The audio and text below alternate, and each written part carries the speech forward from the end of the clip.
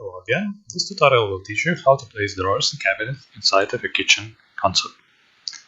First of all, let's use iBox insert to place iBox items from the library. Let's place walls cabinet first.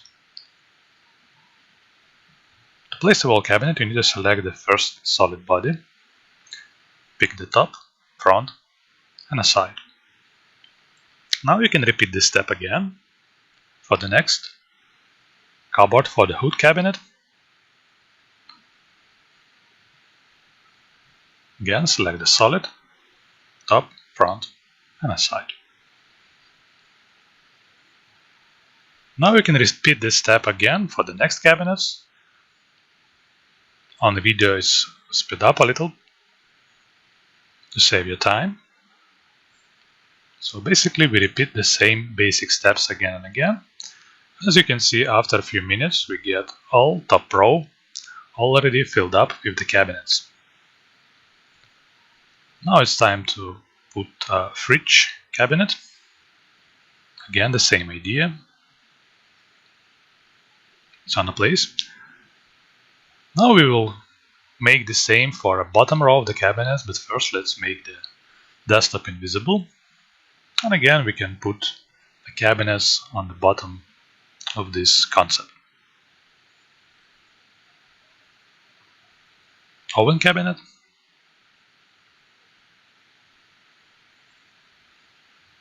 Next would be the cabinet for the drawers.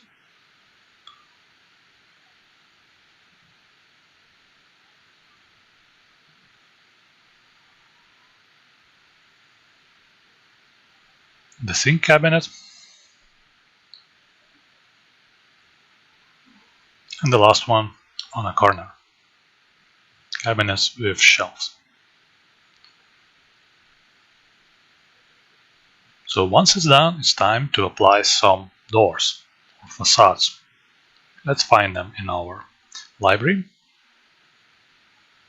Now we can just pick the cabinet, again, top, front, and the side, and the door is on the place. Now it's time to add some configuration of this door. Let's open it separately, go for a logic, forms, door configuration, and choose the proper one. Again, so let's place another door. So basically we repeat the same steps for each of the doors.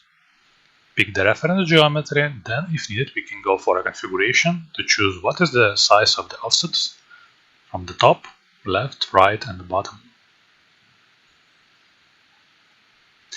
There's two options to place the facades of the cabinets. We can base them on the cabinet body, what we do at this moment. The next option would be to place the doors based on a door box, on a special body which will represent the door position. So on the top row we are placing the doors based on a cabinet. On the bottom row and as well on the fridge cabinet we will do this based on the door box. So we are choosing the door box that we defined in our concept, and again we're picking the reference geometry. But now we need to switch the door configuration to be based on a door box. And we need to do the same for the center door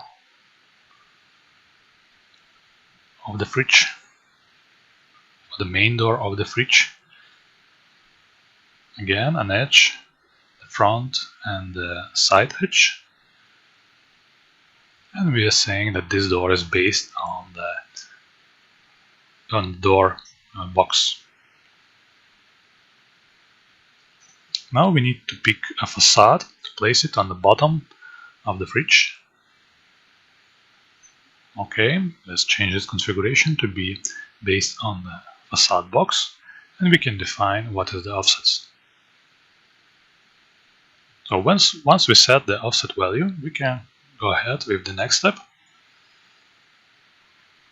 to place some more facades. Okay.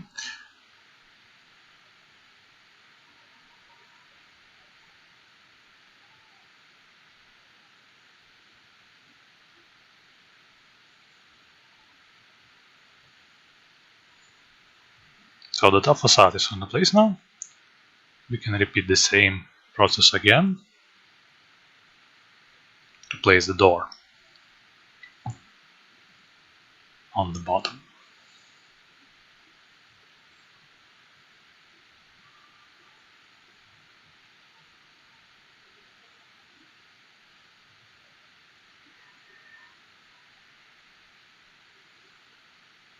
Okay, once we finish up with all the doors, we can place some drawers, which would be a full pull drawer. So now there is multiple boxes. We can just pick the right one, which will represent the drawer box. And again, we are marking up the top, the front, and the side to place the drawer. Once all the drawers is on the place, we can place the remaining items.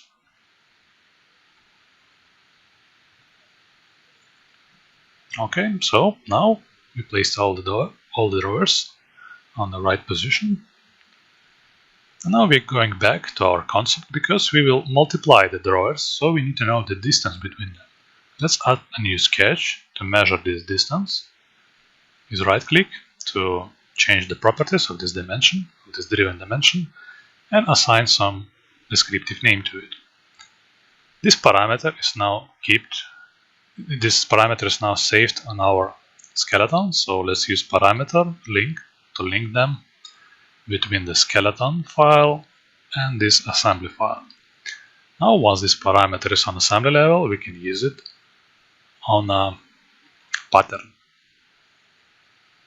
Okay, so we're picking up the components for the pattern. We're selecting the direction of a pattern, amount of the items, as well as the distance from a parameter list.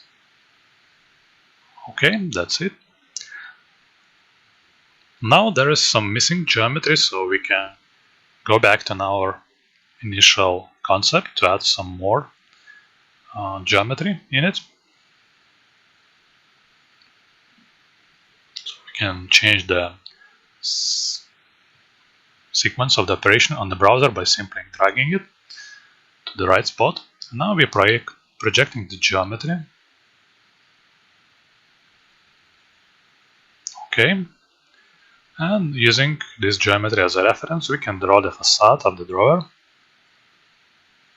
Now we're finishing the sketch, choosing this rectangle, and we can define what is the thickness of this facade. Then it can be changed to be transparent by just simply changing the appearance. Okay. And now we're drawing another sketch for the drawer. We get a facade, but there is no drawer, so we can do some adjustments of the sketch. Okay, if we go back, we can just bring all these changes by simply enabling the visibility of our skeleton. And now we can go back to the placement of the iBox to insert a new facade. The missing facade will be placed in the same way. Just pick the reference component as well as the top, front, and the side. Once it's done, we can change the configuration.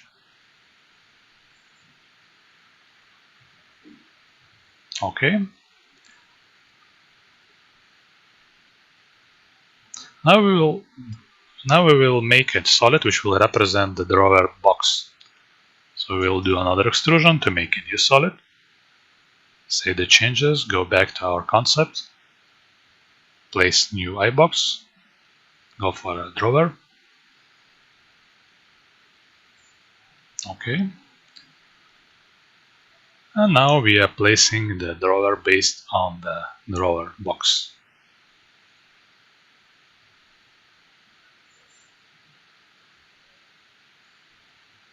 Okay, that's it.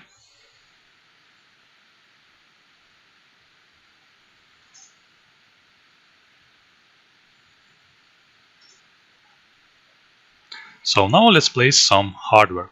As you know, to place the hardware, we need to define the reference geometry, which would be the work planes, the vertical and the horizontal plane, which will define the center point of a handle. Once we place the work planes, we can go for a joint, a touch.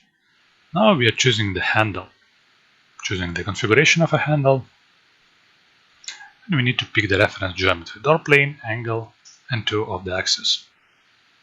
Okay, so you can see, after repeating this step as many times as necessary, we have all the handles on the place. In some of the cases, we need to hide the skeleton bodies after we place the iBoxes. Okay, as you can see, in very short time we get all this concept detailized with all the boxes and the drawers. So we hope you like this tutorial and see you in our next tutorial videos.